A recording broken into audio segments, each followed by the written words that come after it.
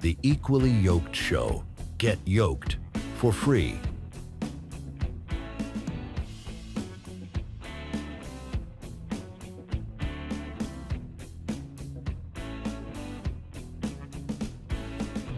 Count it all joy. Charles is back online.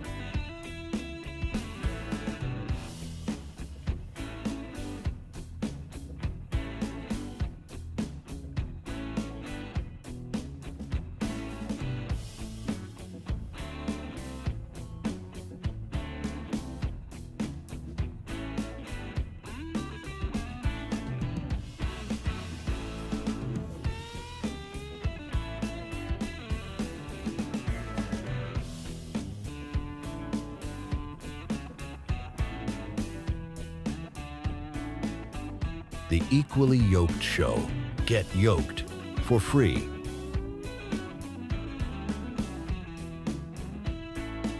I think this is President Trump, engaging with.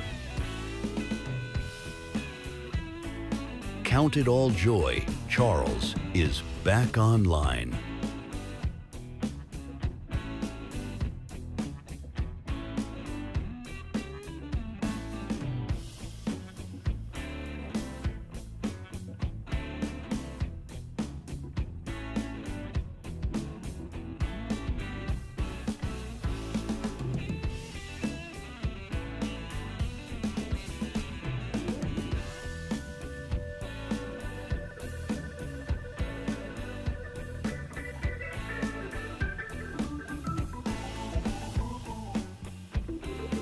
The Equally Yoked Show. Get yoked for free.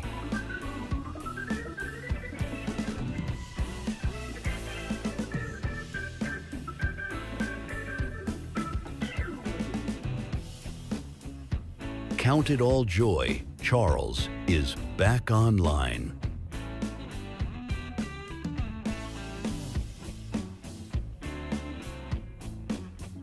How was life here? How was life here in Minneapolis? Alhamdulillah, mashallah.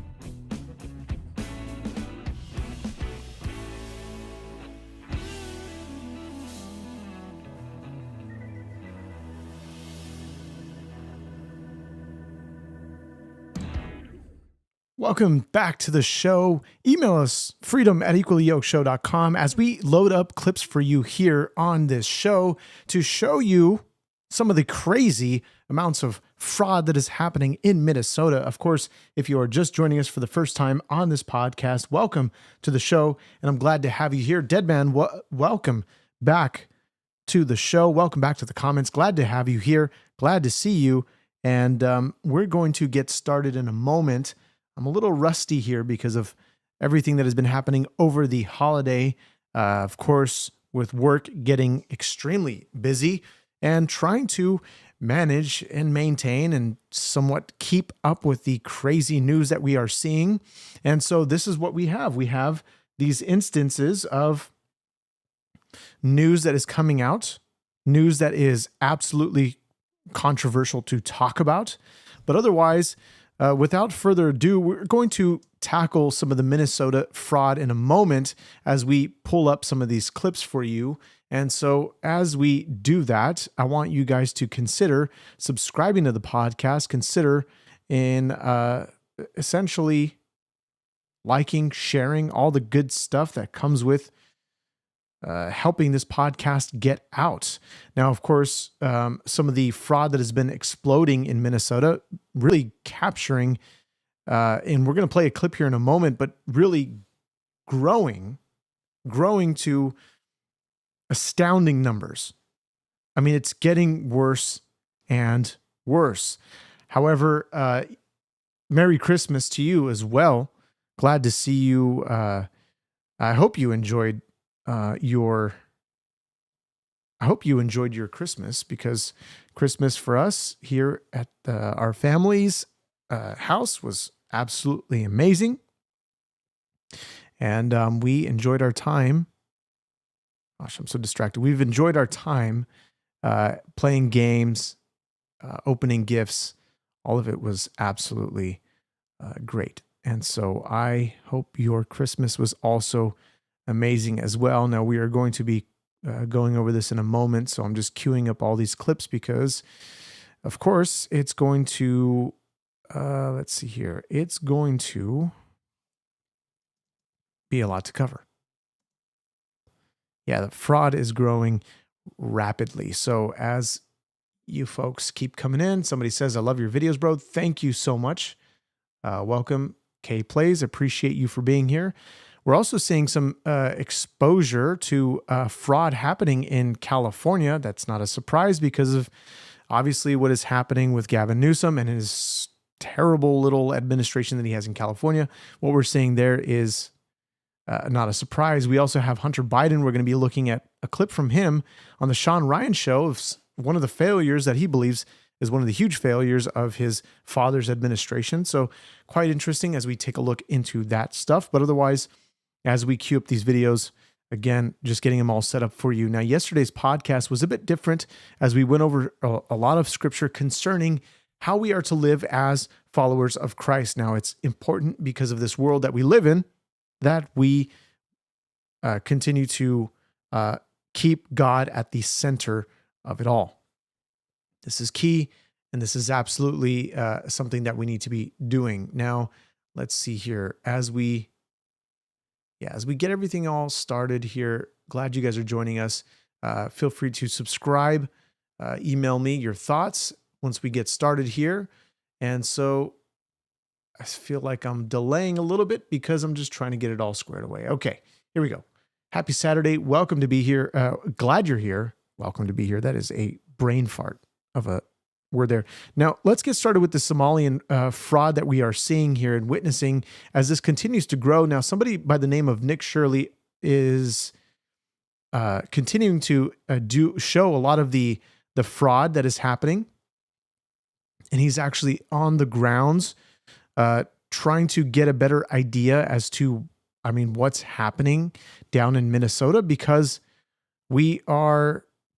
any of us that don't live in Minnesota are obviously going to be getting a lot of this stuff secondhand. And so whoever is reporting it will have to, of course, try to rely on their reporting and that it is accurate. And so I'm trying to pull up the clip here. And you say Nick Shirley is a real journalist. Of course, I want to say I agree with you because he is doing phenomenal work. And we're going to get into some of his clips here in a moment. And we're kind of just going to be scrubbing through some of that stuff that he is posting online. Now, there's also somebody by the name of Tyler Oliveira. And he is also going around exposing some of this fraud, doing a lot of interviews when it comes to what's happening there in Minnesota. And a lot of these folks are checking out daycare centers. Now, we're not going to be going over his clips, but we are going to be going over Nick Shirley's clips. And we're going to be taking a look at that right now. So let's go ahead and transition over to this clip. Scandal in U.S. history is taking place in Minnesota as literally billions of dollars have been funneled through Somali-ran fraudulent businesses. So much fraud, it could actually almost replace the entire GDP of Somalia. These fraudsters have worked hand in hand with the Minnesota government as they enabled billions of dollars to be given to fraudulent businesses underneath welfare purposes. Now, before we continue here, I do want to show you this clip. This is actually from one of the attorney's offices that announced on Thursday. This was back in the 18th of December. Just looking at the description as to give you a better picture as to what is being reported here. Now, here we have the fraud, the estimated amount of fraud, as you've seen in some of the screenshots that Nick Shirley was posting. Here's the clip from that video because he goes in and saying that this could be something of an $18 billion fraud that we see happening in Minnesota. Now, of course, Tim Walz is somebody who's beginning to blame white people. He's beginning to blame the white man. He's saying he's taking accountability, yet he's putting that accountability, or rather shifting blame to other people. Now, this is what is being reported at the attorney office in Minnesota. Here we go. Since starting in 2018, or it's cost Medicaid more than $1 billion, and has grown, as you can see, every year significantly larger. And of course, the original scheme that started all this was Feeding Our Future and the Federal Child Nutrition Program, and as you can see here, a similar pattern of explosive growth. I want to talk a little generally about the investigation and the scope. I know there's been a lot of questions recently about the scope of Medicaid programs as having significant fraud problems. For those 14 programs, which include the Housing Stabilization Services Program and the EIDBI Autism Program, the states issued a payment suspension for 90 days. They've ordered a third-party audit of all providers in those programs, and they've even canceled the Housing Stabilization Services Program altogether. Now, these services, there are many more. So as he begins to PCA show the services. reporting as to this, the type of services that are being utilized in Minnesota and how everything is growing rapidly. So the fraud, of course, that is going on in this state is potentially up to $18 billion. Now, we are going to go to that clip in a moment. So let me pull that up for you so that you can get a better picture as to what exactly is happening here. Now, let's see here as we begin to go deep down in this rabbit hole. And he also mentions the autism program, in which is growing indeed.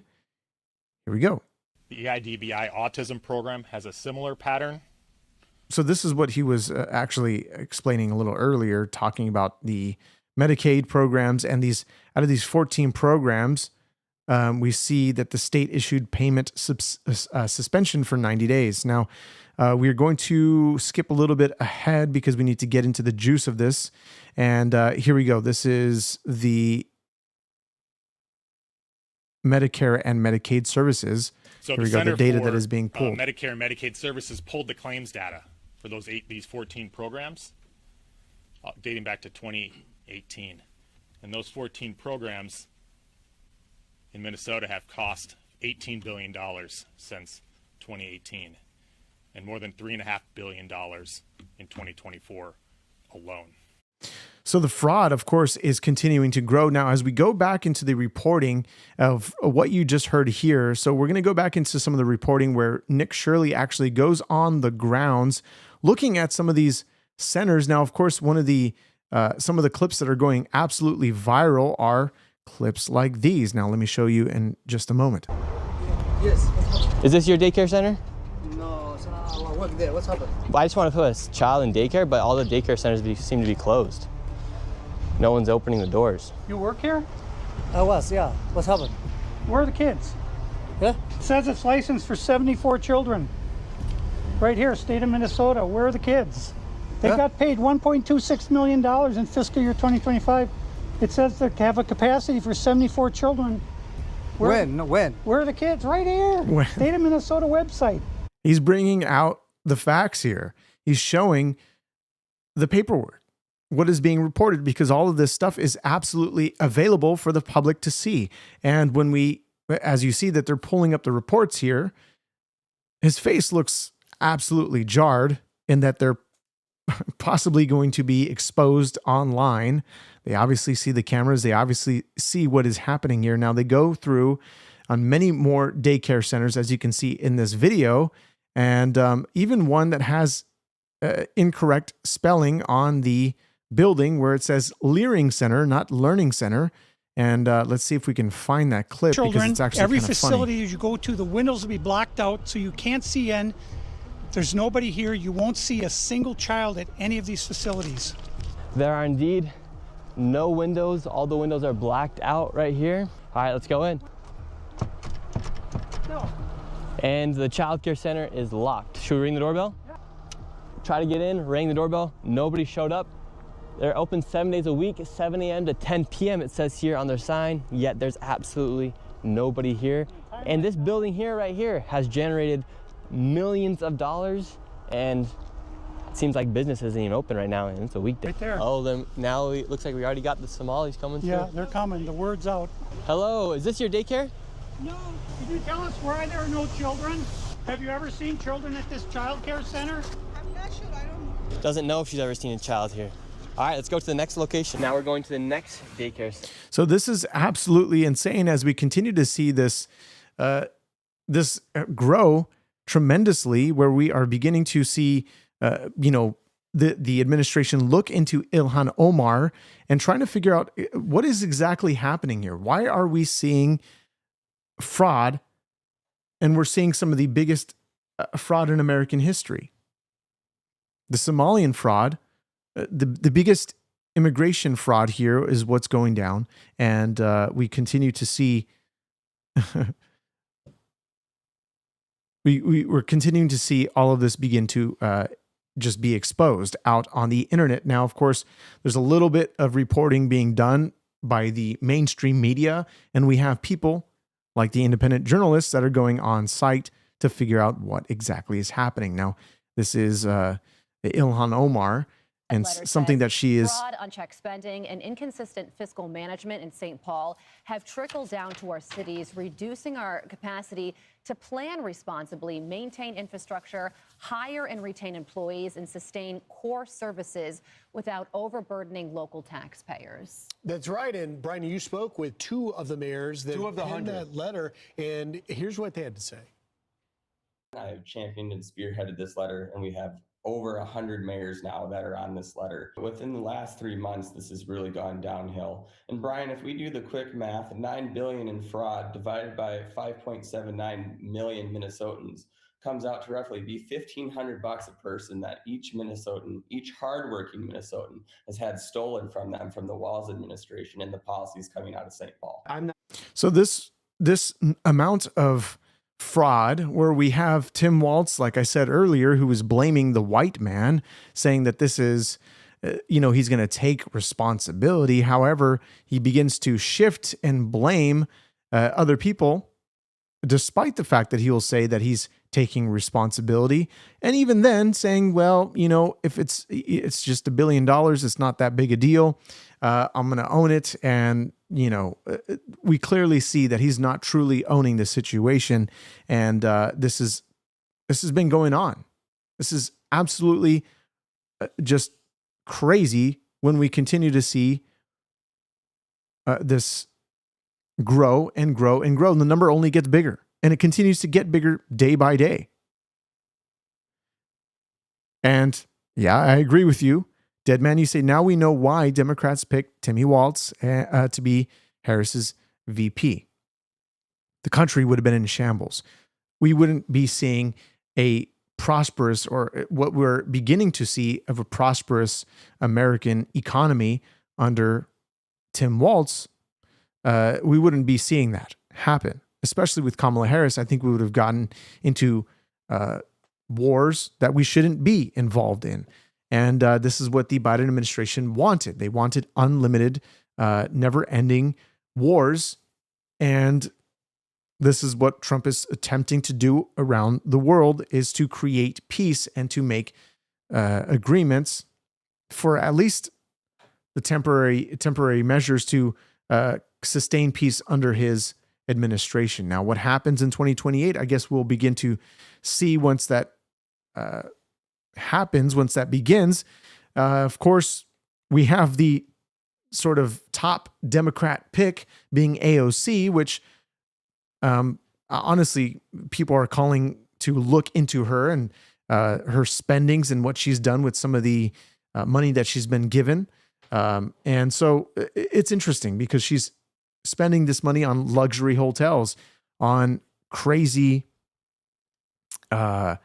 vacation trips, all this stuff that she's utilizing just for her lifestyle.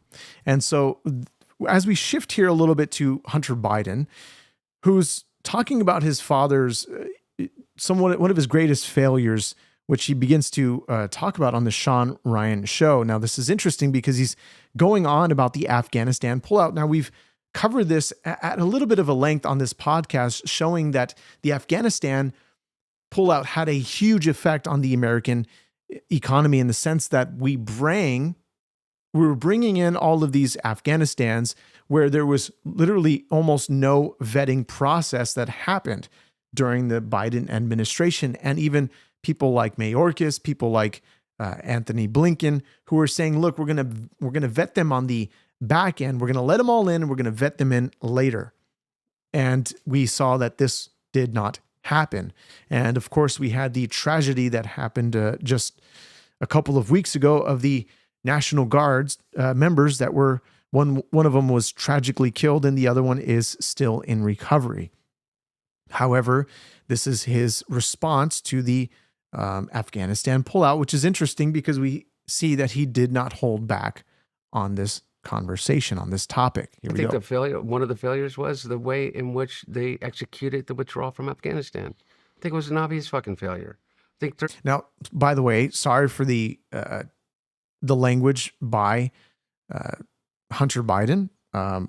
This is not edited, so you're going to hear a lot of the curse words that he says here. Now, it's funny because he actually looks a lot like Joe Biden. He almost sounds like Joe Biden. And if he were to ever run for political political figure for whatever type of party, obviously it'd be the Democrat Party, but if he were to run for any type of position in the U.S. during 2028 or midterm elections, I'd be curious to know who would actually vote for Hunter Biden. He's one of the most controversial figures in America, undoubtedly. 13 Marines are dead. I think that there was a better way to do it.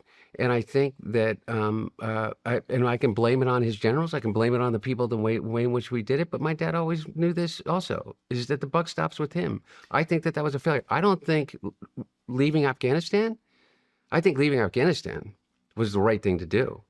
I think that in terms of the 20 years of blood that your brothers gave for an endless war in $8 trillion, is that there is a never-ending lust to continue to sell material and our blood, sweat, and money to a country that has never been anything but a killing ground for empires. Now, honestly, how he even still has a voice in this day and age where we have so much coverage that happened under the start of the Hunter Biden story, where he's seen in pictures in a bathtub and all these other images that have been literally spiraling out of control online, where he was going absolutely viral, especially for the things that he's done in the past, where he says he's getting clean and then we see that he's not actually clean. And then the things that he actually says concerning his father, concerning his position politically, is just crazy how he still is somebody who, I mean, at this point, still has some popularity, which is kind of wild. But otherwise, as we continue on here, we have some of the biggest stories coming out of what just happened over this last Christmas, because we don't want to focus our time on Hunter Biden, where obviously the laptop, this story that we're not even going to go into. However, we have what happened in Nigeria, what was beginning to happen and potentially going to get worse, was the killing of Christians, the murdering of Christians by ISIS, by terrorist groups in Nigeria. And the Nigerian government continues to be silent about this. They continue to literally not even say a word about it or to protect any of their citizens concerning the terrorist activity that is happening there. Now, Trump takes it into his own hands to conduct the Nigerian strikes. And so during Christmas, now, of course, this is very interesting as we begin to have the persecution. We begin to have the legacy media. We begin to have media in general cover this, because this is not something that is popular when it comes to anything related to Christianity. When it becomes front and center, this is one of the most heated debates, heated topics concerning Christianity and God and the Bible and the likes of those things. Of course, we've seen what happened with Charlie Kirk and his stance concerning the Bible and his stance that were considered controversial, considered racist, when people began to take and pull apart his clips or his podcasts to make clips and to take them out of context. But when it comes to Christian persecution, which has happened for really more than over a millennia, since the beginning of the start of Christianity, leading even prior to Christianity, which we have Judaism, we have the hatred towards Jews, we have the hatred towards the Christians, and Jesus gives us a great word on this, saying that the world, if it hates you, he basically says, don't worry, the world has hated me before it has hated you. But he says, don't worry, I have overcome the world.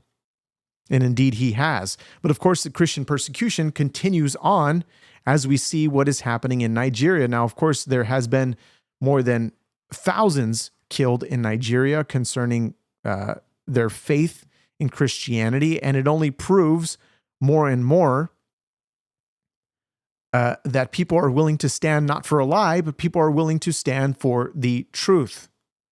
And this is important as we begin to look at what is developing in Nigeria. Now, there was some videos that Mike Winger was posting online saying that he had some inside source warning people that there will be massive killings, the likes of which during the time is called prior, the Black Christmas, where terrorists began to murder Christians in Nigeria. This has happened before, but he said that there was another attack beginning to formulate, or the word was going around that there might be something else on the rise. And of course, the administration was beginning to focus Nigeria as a country of interest because of what is happening there. And Trump has been very outspoken. Even somebody like Nicki Minaj has been outspoken by this type of growing concern. And so it's interesting because we have many people saying, well, what about the other religions? What about people that are Buddhists? What about people that are a part of any other type of religion? Guess what? We don't see any persecution of any other religions, such as, name it, such as Judaism or Christianity. We see heavy amounts of persecution on the side of the Jews. What we've seen happen in Australia, unfortunately, the amount of damage that was done by two Islamists that decided to go and commit that atrocity. I mean, if you've seen the videos online, absolutely crazy. And we've seen a heroic figure who went and tackled and successfully removed a weapon, a firearm from one of the attackers. And this man is being praised. But what they began to do in Australia, they began to do with making gun laws even stricter. Now, mind you, this man who actually took down one of the gunmen was also a Muslim. Interesting. So he was willing to stand up to the radical Islamists who are trying to commit as much destruction as possible. Now it says the gun reforms which passed through the New South Wales state legislature on Christmas Eve, including capping individual gun ownership at 4 and reclassifying high-risk weapons like pump-action firearms. It says the legislation also tightens licensing to reduce permit terms to 2 years, restricting ownership to Australian citizens, which I think is a great move. And this is removing the review pathway for license denials. Now, there can be some controversial to that sort of restricting ownership to Australian citizens. Now, of course, in the Second Amendment in America, there is no sort of underlying policy to this that those who become citizens of America can indeed obtain a weapon. Now, of course, there are many illegal weapons in America. However, the citizens of America have the most firepower, even more so than the American government. And this is ultimately to protect the American citizens are to have the Second Amendment to protect themselves against government. But also when those that carry weapons are to indeed are able to stop atrocities like this from happening, where we know those who practice Islam to its down to its core,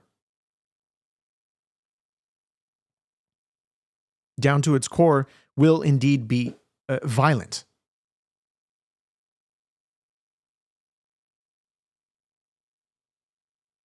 And somebody says here in the chat, what God would condone such evil?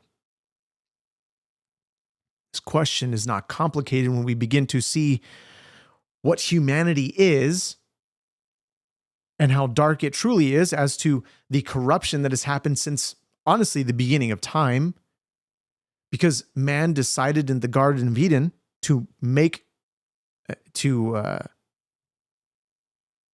as Eve was deceived, Adam disobeyed, that Satan said to Eve that you will be like God, knowing good from evil. So they began to choose what is good and what is evil. Now, if we continue on with the cycle that we see in the scriptures, that humanity continues to be depraved and they continue to fall away from God and his laws, when they don't follow the commands that God says, do not murder, God is not going to, obviously, he doesn't want people to be murdered and killed. This is against his law. God esteems his own word above his own name. However, he gives humanity the free will to do so, and they will have the ability to choose whether they want to eliminate other people because of their beliefs, because of their race, or whatever the case is. People will begin to choose what is good for them and what is evil. In the case of the assassination of Charlie Kirk, the alleged killer, Tyler Robinson, said that some hate cannot be negotiated with. And he saw that as good to assassinate Charlie Kirk.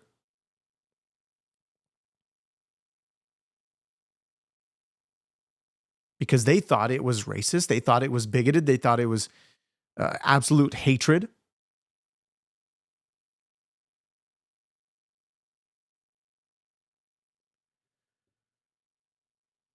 And so people will begin to twist the word. They'll begin to blame God, and they'll say, how could God allow such a thing? But when God's judgment finally comes, people get upset, people get angry.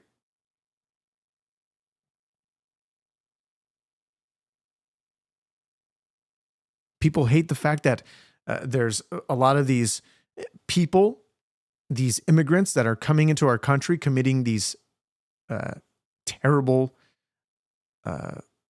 murders, these killings, these things that are going on in America, such as somebody who was killed by a crossbow in the middle of the street by an immigrant who had no ties to this person. And you saw him just killed in cold blood.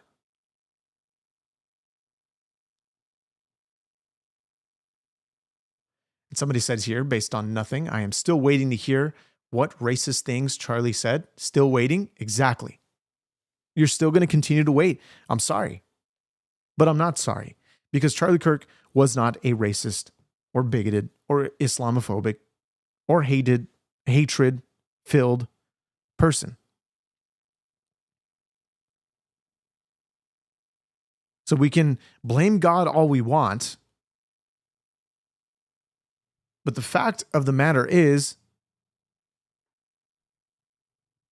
it is not God who we are to blame, because we're avoiding the real problem. It is the heart of the person who chooses to do evil, who chooses to take lives, who chooses to take lives because they do not like other opinions.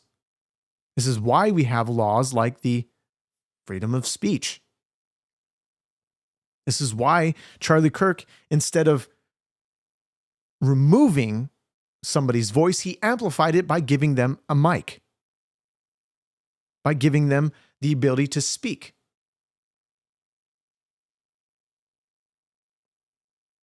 And as we've heard this many times online with some of the people who are obviously on the side of Charlie Kirk and what he's done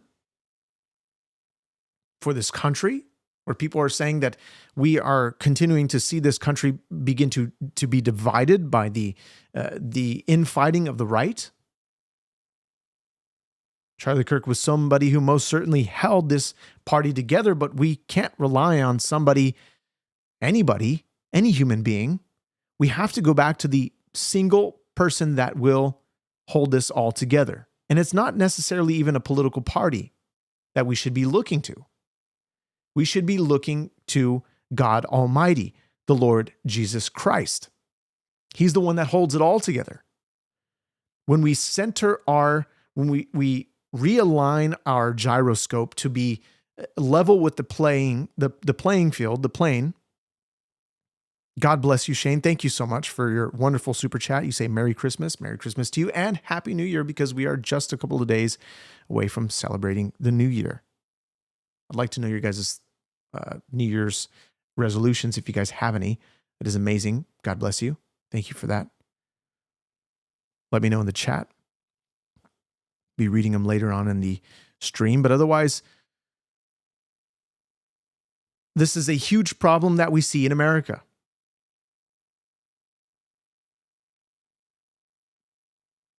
A huge problem that we see in America is people that want to eliminate the voices. When Charlie Kirk said, let's continue the debate. But people don't want to debate. They want to be right. They don't want to talk about the data. They want to be right. They don't want to talk about the truth. They want to be right. And the truth is, God governs the affairs of men. This is something that Benjamin Franklin said. He also said, when asked, so what do we have here? What kind of nation do we have here? He says, we have a republic if you can keep it.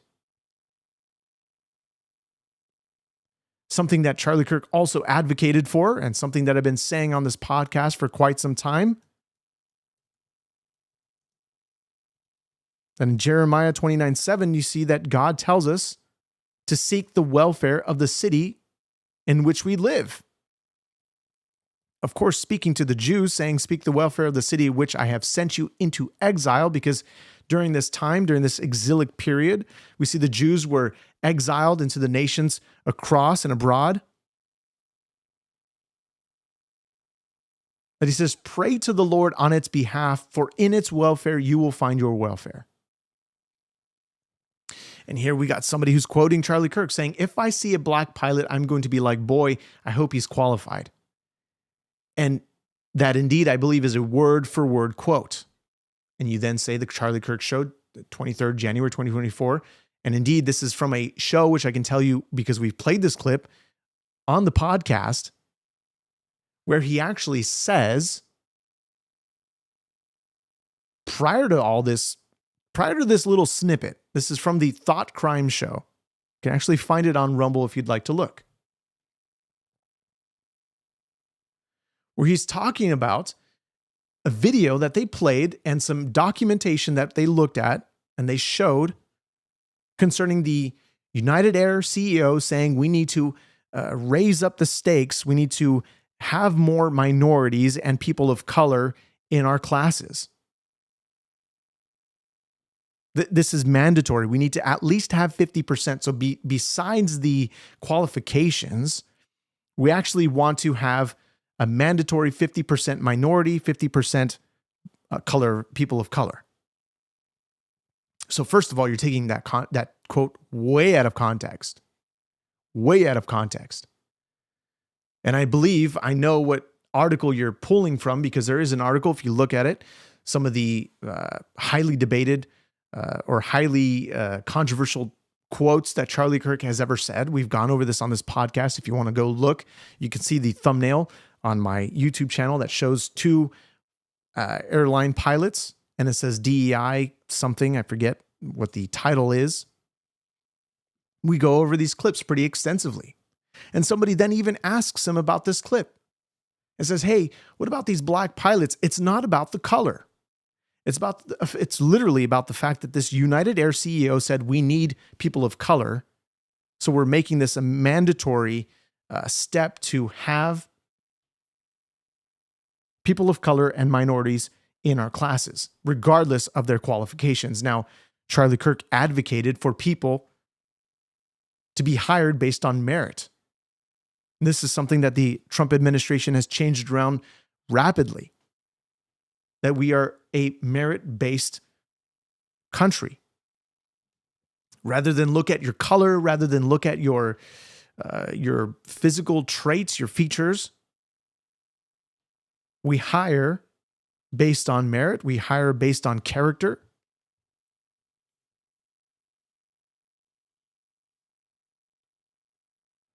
So it's funny when people begin to try to take quotes out of context. Somebody even saying Kirk was beginning to criticize Israel. That's why he lost his life. We've seen all these clips happen, and they came out of the woodworks because we saw the internet take to the streets, or take to X. I guess we can consider X as the streets of the internet. But the internet started posting all these clips of Charlie Kirk, seemingly in most recent clips, or as if it were recent clips of him criticizing Israel. But we've seen, as we looked at some of the podcasts as to where those clips originated from, that some of these clips from the PBD podcast, or some of the clips from Megyn Kelly. You go back to the context, you see exactly what Charlie Kirk was saying.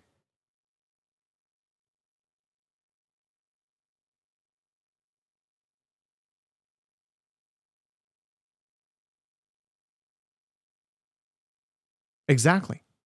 And you actually put out a good quote there. You say, if I'm dealing with somebody in customer service who's a moronic black woman, I wonder if she's there because of her excellence, or is she there because of affirmative action? What did we see under the Biden administration? What grew under the Biden administration? We began to see affirmative action, DEI practices be put at the front and center stage when it comes to hiring. That rather than hire people based on their skill, rather than hire people based on their qualifications, based on their merit, despite their color, despite their race, we're going to hire people who are minorities and people of color just because we want them, because of their minority status or their color. This is unfortunate. This is what we've seen under the Biden administration. It was amplified.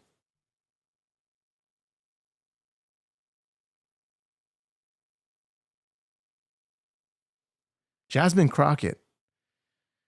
We don't even need to get started about Jasmine Crockett. I mean, we've covered her stuff extensively. But we have some stuff to go over here. A lot of stuff to cover on this show. Stuff that I don't even know if we have the time to cover all of it. But let's see what we have here. This is Jasmine Crockett, who is ripped after questioning Trump's border success. I mean, this clip is absolutely funny. It's hilarious. Reporting is that border encounters are lower. I will also say that we know that this administration has not been the most honest when it comes to reporting numbers, as we know that there's now reporting that they've not been honest about the jobs numbers. What I can tell you is that he has invoked a very inhumane way of carrying out immigration. What I also can tell you is that he has not worked through the Congress, and that's what we need is comprehensive immigration reform. Fox News contributor Jason Chaffetz joining us now. Merry Christmas, Jason. Thanks for joining us. And I am going to keep my cheery Christmas spirit and not lose my ever-living mind when I hear Jasmine Crockett say that the numbers are not what they seem, because I lived it. I spent years at the border, thousands coming across. This is by far the most secure border that we have had in the history of the country. We have not released a single illegal alien that crossed the border into the country for 7 straight months. Now, this is something that we were reporting under the what was actually being reported under the Biden administration concerning those that were coming over into America. This was from the Heritage Foundation, and let's see if we can pull this up, because this is actually great reporting done by. Let's see here. See if we can find this article for you.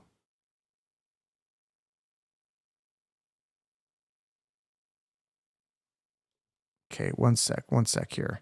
Let me see if I can find this article, because this is actually going to be very beneficial. Might not have it here. I'm not sure exactly where I can find it, because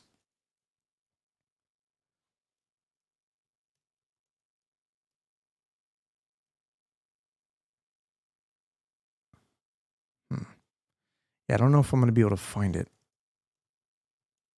Let's see.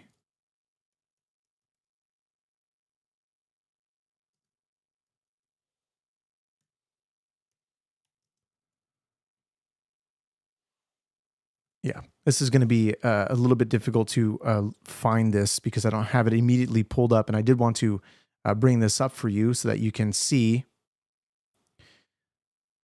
Oh, this is interesting. Yeah, so that you can see. Oh, and this is actually the clip, because it's funny that we're speaking about this. This is actually the clip where he talks about the black pilots. Now, if we go here for a moment, let's see, it's around the 50-minute mark, if I'm not mistaken. Here we go. Inflation, it hits personally. And that's why I think this United story and the DEI story hits so hard, because we've all been in the back of a plane when the turbulence hits, or when you're flying through a storm and you're like, I'm so glad I saw the guy with the right stuff and the square jaw get into the cockpit before we took off. And I feel better now thinking about that. No, I mean, like, you want to go thought crime? Like, I'm sorry, if I see a black pilot, I'm going to be like, boy, I hope he's qualified. Well, that's the you wouldn't have done that. You wouldn't have. You wouldn't have done that before. That's not an immediate. No, you wouldn't have done that before. That's not who I am. That's not what I believe. It is the reality the left has created. I want to be as blunt as possible, because now I'm connecting 2 dots. Wait a second. The CEO just said that he's forcing that a white qualified guy is not going to get the job. So I see this guy. He might be a nice person. I say, boy, I hope he's not a Harvard-style affirmative action student that has points for, and he landed half of his flight simulator trials. That's the thing. It's such a good point. And by the way, so it creates like unhealthy thinking patterns. I don't want to think that way. No. Exactly. And this is after they just had played the clip of the CEO of United Air, which they played it here. Let's go back, because you need the context, because this was a longer than 20-minute conversation. Okay, here we go. Standpoint. Let's play cut 93, please. Yeah, that's it. Military. How is diversity and diversity targets working into the Aviate Academy? We have committed that 50% of the class of the classes will be women or people of color. Today, only 19% of our pilots at United Airlines are women or people of color. And by the way, from all the data I've seen, that's the highest of any airline in the country. white males don't just dominate in the cockpits, also in the C-suite at United Airlines. Well, look, at United, I'm proud of the diversity that we actually have in our C-suite. I think if you look around corporate America, one of the things we do is for every job when we're doing an interview, we require women and people of color to be involved in the interview process. So I just want to say white males dominate. There we go. This is directly from the United Air CEO. This is what he was. This is the clip that we were talking about. This is the clip that they were talking about concerning the black pilots. But everybody wants to take it out of context because they hate context for their life, because it only proves them completely wrong. This is what we see. We even have this article here from the Mountain States Legal Foundation saying the biographical questions forced top air traffic controller candidates out of FAA hiring pool. Here's some of the questions. The number of different high school sports I participated in.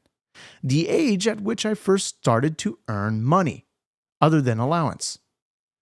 Strange questions to ask would be air traffic controllers, yet those questions and other ones the Federal Aviation Administration asked potential air traffic controllers to answer as part of new hiring system in 2013. So this was beginning to take a notice.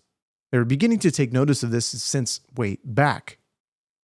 It says the agency scrapped a skills-based test and instituted a biographical questionnaire, which the FAA said it was designed to attract more minorities. That change prevented top ATC candidates like Andrew from becoming an air traffic controller. And it goes on. It's a great article that you should read concerning this. So it's not only with United Air, it's also with the FAA talking about they wanted to have more minorities, really attract more minorities to the job. Now, as I still want to find that article that shows, I'm not sure if I'm going to be able to find it, but that shows the, I'm not going to be able to find it. That shows essentially the dangers of the 6.7 million illegal immigrants that came under Joe Biden. You have to figure out where to house these folks. You have to figure out where to place them, how to feed them. And so this indeed cost Americans more from their pocket. Okay, so this is what we saw being reported with the Heritage Foundation, showing us this data.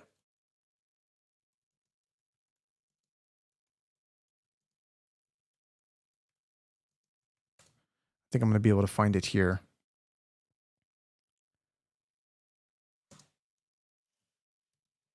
So glad you guys are here. If you guys are just joining in the podcast, please consider subscribing, like the podcast, and of course, email me, freedom@equallyyokeshow.com, so you can, so I can hear some of your thoughts concerning this. But the article that, let's see here, it says, this was done by a senior research fellow from the Heritage Foundation. It says, my name, Robert Rector. I'm a senior research fellow at the Heritage Foundation. The views I express in this testimony are my own and should not be construed as representing any official position of the Heritage Foundation. However, in the discovery here, it says, in the 3 years since taking office, the Biden administration has encouraged and facilitated 6.7 million inadmissible aliens to enter and take up residence in the U.S. The impact of the Biden policies can be seen by comparing the current situation with prior presidencies. In fiscal year 2023, there were 3.2 million encounters between inadmissible aliens and the U.S. government nationwide. In 2016, the last year of the Obama administration, there were 690,000 such encounters. This 460% increase in admissible alien encounters is a direct and obvious result of Biden policies, which deliberately encouraged, facilitate and reward illegal immigration. Now it talks about the dollar amount. It says illegal aliens in the U.S. generally have low levels of education. For example, at least 40% of adult illegal aliens lack a high school degree compared to 6% of the U.S. born adults. Says which because they have low education and skill levels, illegal aliens tend to have lower wages and receive much more government benefits and services than they pay in taxes. On average, they receive $2.40 in benefits and services for every dollar in taxes paid. So this puts a huge pressure. Actually, it says this is the equivalent of roughly $50,000 for each household currently paying income tax. So it says the left not only supports the massive ongoing wave of millions of illegal aliens into the U.S., it also demands these illegals be given amnesty and citizenship. Very interesting. Highly recommend the article read when you look at all of this happen. Now, going back in time, when you're looking at what Charlie Kirk was actually talking about, since we're somewhat on the subject, talking about inflation, talking about immigration, Charlie Kirk has covered this stuff in detail. It's quite interesting. Play that stuff on another podcast and at another time. However, what we're beginning to see is year-over-year inflation by state, and this is what the administration, the Trump administration, is reporting, which is great, considering the I'm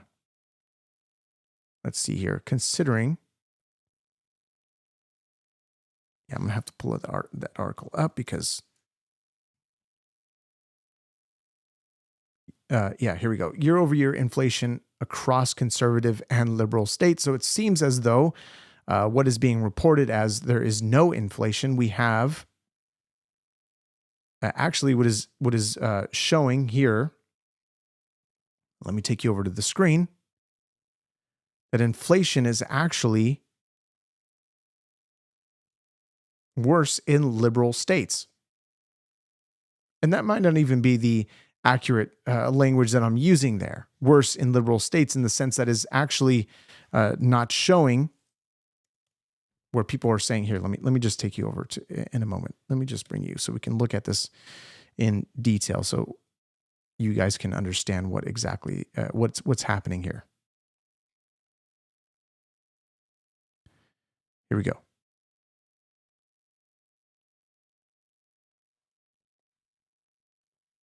So here is the White House showing year-over-year inflation across conservative and liberal states.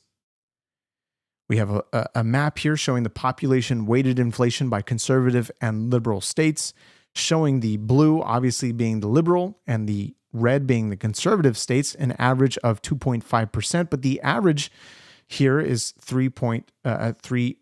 Is that 3%? It's a little small. Okay, 3%, with the national average being 2.7%. So there is more inflation showing in liberal states. So here it shows that the conservative states, all items, 2.5%, housing, 3.4%, food and beverage, 2.5%, energy, 3.5%, transportation, 0.7%. However, when you look in the liberal states, we see a significant percentage increase, or maybe to some, a minor percentage increase, but this minor percentage increase actually affects those, especially those who live in California, a lot more than you'd actually imagine when it comes to things like groceries, when it comes to things like housing, especially in California. This is interesting as we look at this data. Now, I hope you guys can see that because my screen shows that it's a little blurry, but otherwise I think you guys might be able to catch what is being shown here. So it says to calculate the population weighted YOY inflation average year over year, right, across states by political alignment, first using CPI values for census divisions. Now, this was interesting because the CPI values that the Biden administration was using weren't items that Americans typically purchase. They were using items that were obviously not household items, such as groceries. They were using manufacturing metals, a lot of weird items that they were utilizing. We see more data being put out by the administration in the effort of transparency. Of course, the new focus of not only the Trump administration is also what the Democrats are trying to do is to talk more and more about affordability. And affordability has most certainly become one of the hot topics, especially J.D. Vance talking about this over some of the sort of interviews that he's been doing, because they see the concern that the Americans are, strained in their wallets, at the gas pump, at the grocery store. Things seem to be getting worse, and Americans are trying to say, well, what's going on here? You guys said this was all going to get better. What's the deal here? I think it's important to remember that we cannot rely upon the instant gratification that the Biden administration was conditioning the American people for, with the stimulus checks, with the false prices at the gas pump, by pulling out of our own oil reserves to make them look good for the administration, for the elections. We talk about the price of eggs increasing, and as soon as the Trump administration came in, they were asking about the prices of eggs. People wanted that instant, how are we going to bring these prices down? We elected you to bring these prices down. Now we're expecting these prices to come down immediately. Now, of course, that's not how the economy works. It takes time to undo all of the bad policies. Somebody's asking, what do I think about Indians and H-1Bs? I think H-1Bs needs to be, I don't think we should be looking into H-1B visas to provide jobs to anybody coming into the country who are supposedly more qualified than Americans, when most of these H-1Bs, according to some of the reports, are saying that they are doing some of the most basic jobs. We should be giving these to Americans. But these H-1Bs need to be heavily regulated. There's a lot more to go over on the data concerning that, which we should do on another podcast. I like that topic. I like that idea. And I'm not sure what you're referring to when it comes to Indians. I don't know if you're just saying Indians in general.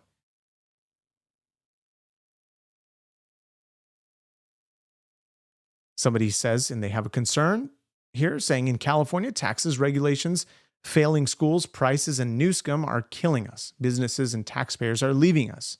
We're too old to move now. Even the big gas giant Chevron is moving out of California. But we're seeing that they're looking possibly into the fraud that is happening within the California administration. Crazy. Somebody said, so you're American first? Yes, we're America first. Absolutely. We're America first. We want America to prosper. Of course, we can help other nations. Why not? If we can prosper ourselves first, get ourselves right, get our nation right,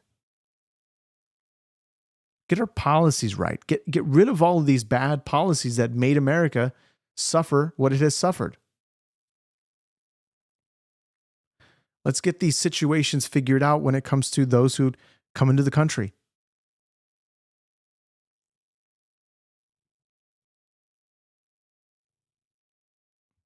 Let's look at honestly, those who are hardworking Americans and those who are here illegally, they clearly broke a law. There's no doubt about that. And those who are here under a protected status, who are honestly American first, who are honestly know nothing but this country only, to give them a pathway to citizenship, having a clean record.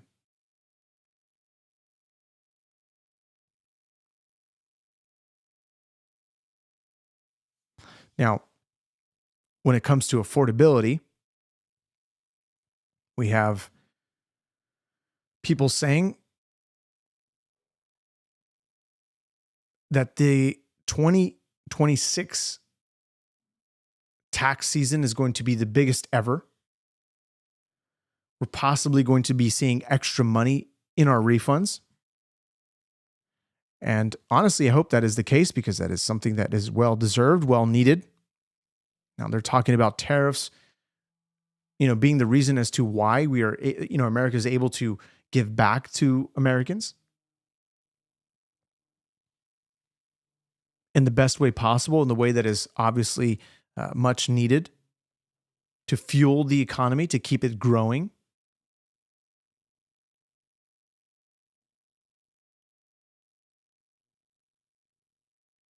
So, guys, we need to look at all this stuff.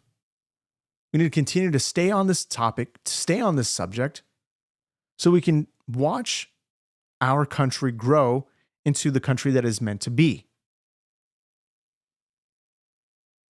Some people are calling for an immigration moratorium.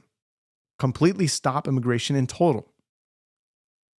I want to know your thoughts on that. What do you guys think?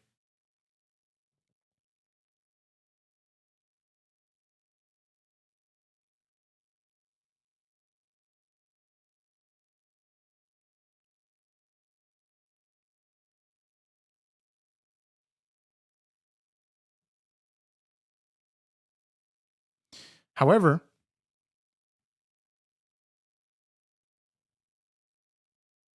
as we look at what we see in front of us, this is something that is also interesting. We've seen what is happening in California when it comes to transgender athletes. And we even seen the podcast that Charlie Kirk had with Gavin Newsom, which we won't play this clip because we've played the clip before on this channel. And they tried to take it down. iHeartRadio, the one that hosts his podcast or whatever. And so what's beginning to happen in California is, as Gavin Newsom has put it, doubling down on stupid. His own words, doubling down on stupid. We're going to be taking a look at this clip here, which I find that we should cover. Including a transgender athlete, to intentionally injure her during a match, and now she's coming forward with new allegations. Let's bring in Brooke Slusher, a former co-captain of the volleyball team and a member of Icons. Brooke, great to have you on the show. So you came on this program not long ago, and you were talking about your former teammate Blair Fleming, a trans athlete who's a biological male, met with an opposing player, right, at Colorado State to get the player to spike the ball in your face. And then you talked about that a little bit, and now you have more information. What can you tell us?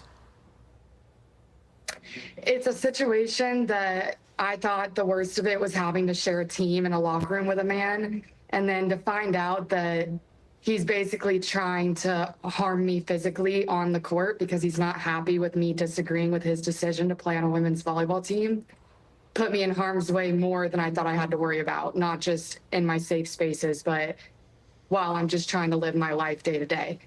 Now, somebody says here, this is Sylvia saying, something Mexico now has the most amazing work group. Why the hell do we want to come back there?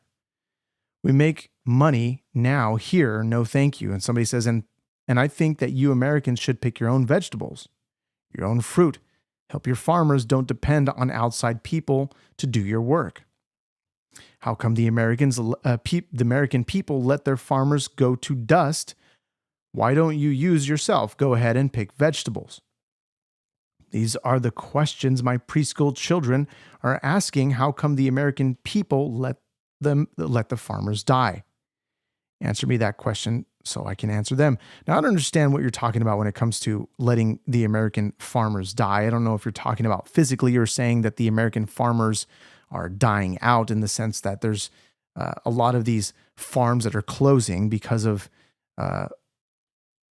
honestly, we actually, if we looked at the roundtable for a moment concerning the farmers, because Trump gathered a lot of these farmers that were American farmers who were talking about that a lot of these people are sourcing things like grain, things like certain types of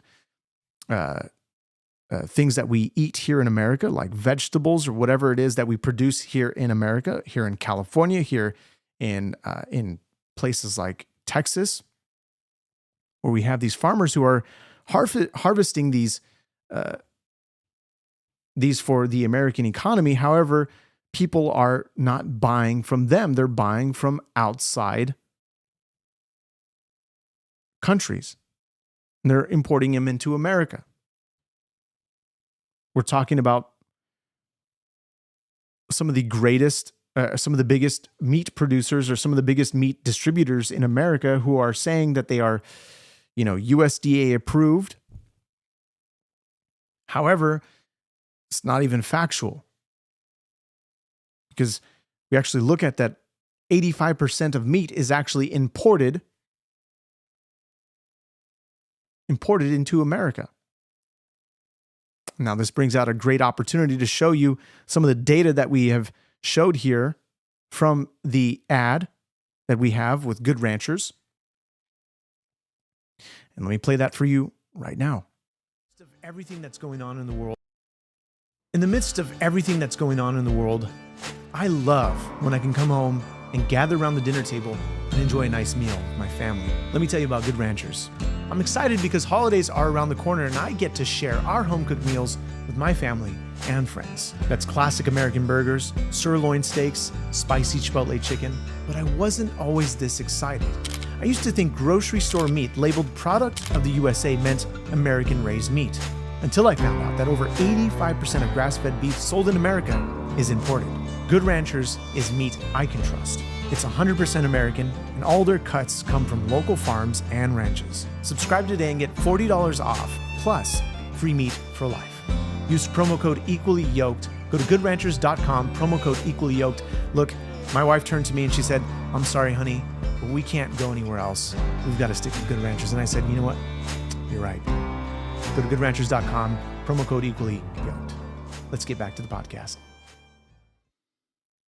So when it comes to the question that you're seeking to have answered, you're saying, well, why don't Americans just pick their own fruit? Why don't they pick their own? Why don't they do it themselves?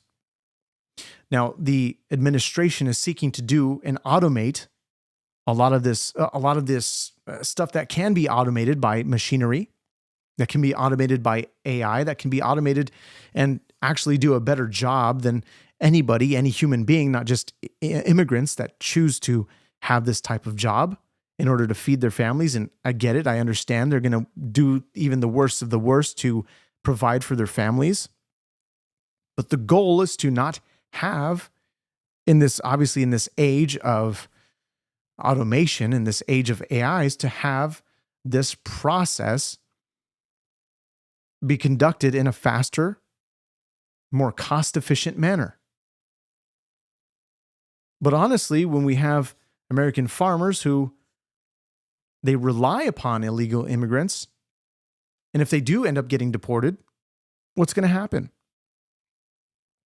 Their farms are going to struggle because, yes, they decided to hire illegal immigrants, but because they're paying them way less than they would American citizens. An American citizen is not going to go get a job picking strawberries or apples or whatever for the wage that they would get at McDonald's, $21 an hour. I'd rather just work at a McDonald's fast food place than get something that is way less in a more labor-intensive job, dealing with the heat, dealing with the weather, dealing with whatever comes their way.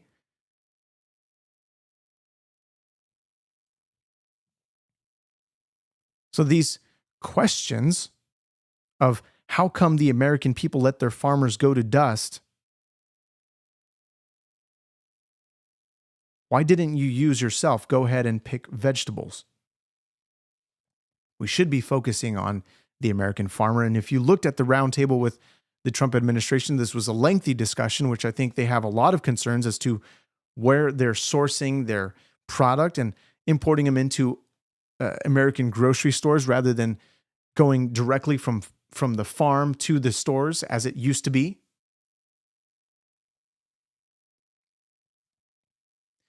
And somebody says AI doesn't pick fruit off of trees. We're talking about automation. Yes, if you didn't hear what I said, we're talking about automation. Automation is utilized. If we utilize AI to pick better, which there's a lot of machinery that already utilizes this technology, they can see when a fruit is, ripened to the perfect state, to analyze your crop, to do whatever AI would do when it comes to harvesting, to be more accurate than a human would. Possibly. Whatever this could, this is way out of my field as to farming with and utilizing AI technology. How could that be utilized? I don't know. But we go back to the story because we are talking about Gavin Newsom.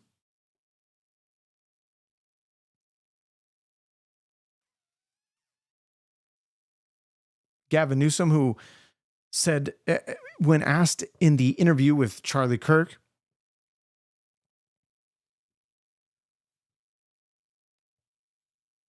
and somebody makes a good point saying, if farmers paid workers $21 an hour, we would not be able to afford these products. Look, everything has to shift. Everything has to change. Wages need to increase for Americans.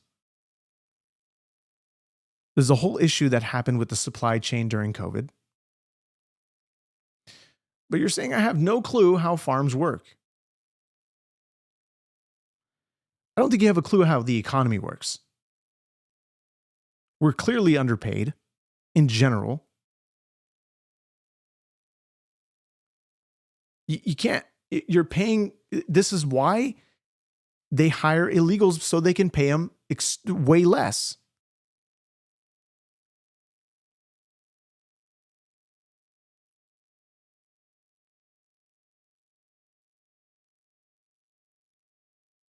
And so even then, as they begin to pick these crops here in America, what happens? Grocery stores end up importing from outside the country. Anyway, so they're not supporting the American farmer in the first place.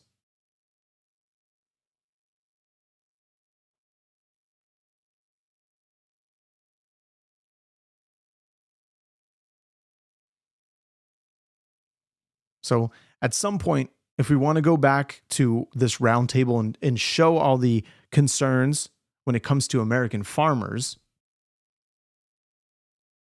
we can do that at another time. However, let's continue on this story.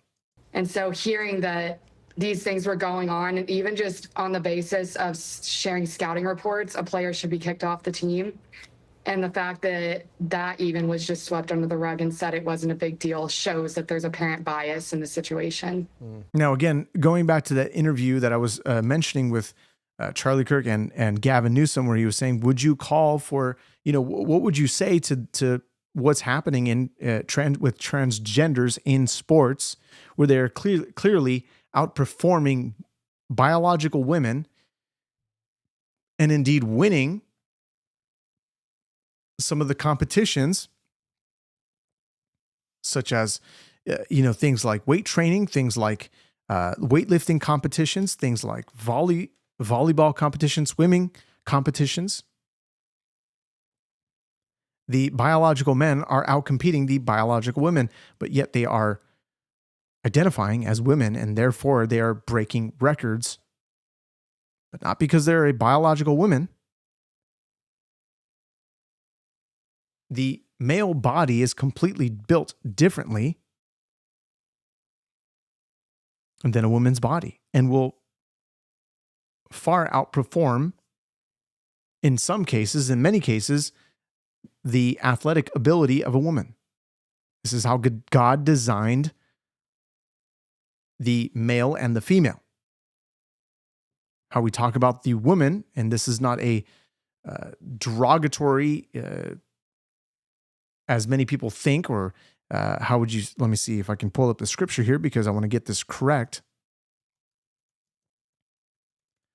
And this is a common quote that you might hear in the scriptures that says, likewise, husbands, live with your wives in an understanding way, show honor to the woman as the weaker vessel, not that she's weaker. But this emphasizes that the wives are equal heirs of God's grace. That you're to treat your wife with respect and understanding. It is crucial, as failing to do so will possibly interfere with your prayers. Because it says here, since they are heirs with you in the grace of life, so that your prayers may not be hindered. This is very important. It's not that the women are weaker, because they're stronger than men in many cases. Even smarter in some cases, some other cases. But the men, as God designed them, are built differently, and the women are to be as the helpmate. As in the beginning of the scriptures, we talk about God forming Eve out of Adam. But prior to that, he says to Adam, as God begins to bring all the animals and present them to Adam and show what they would call it, at the end of it, he says, but there was none comparable to Adam. So then he begins to, he puts Adam into a deep sleep and creates Eve out of his rib. It's not the actual word there that is in Hebrew. It's just a word that is translated there because you can't really there's no accurate, translation for that word. However, God created Eve from Adam as a helpmate. This is what scripture tells us about men and women. But when the curse happens because of Eve being deceived and Adam being disobedient to God, that man will begin to work by the sweat of the brow, and the woman will seek to rule over the man. This is a complete reversal of the roles that God would have us to be from the very beginning.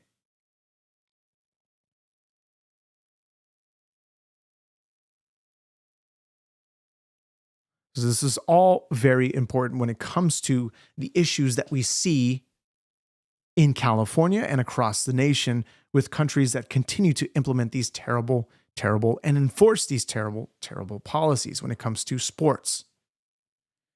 Now, I'm not somebody that particularly follows sports, and for those that do watch sports, how do you feel about this? Email me, freedom@equallyyokeshow.com.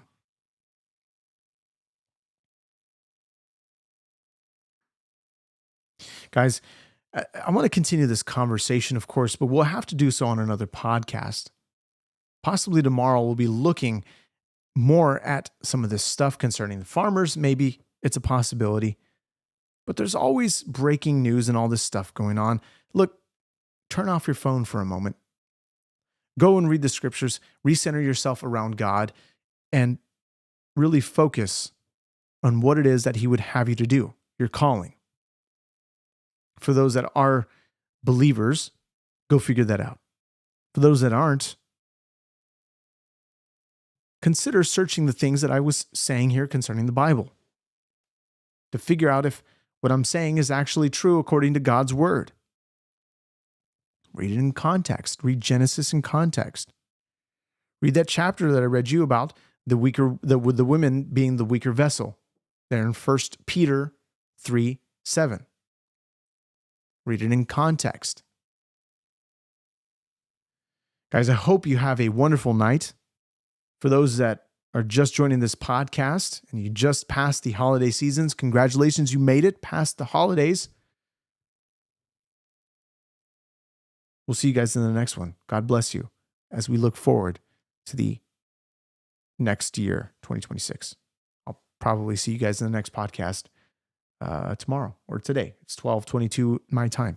See you guys in the next one. Peace.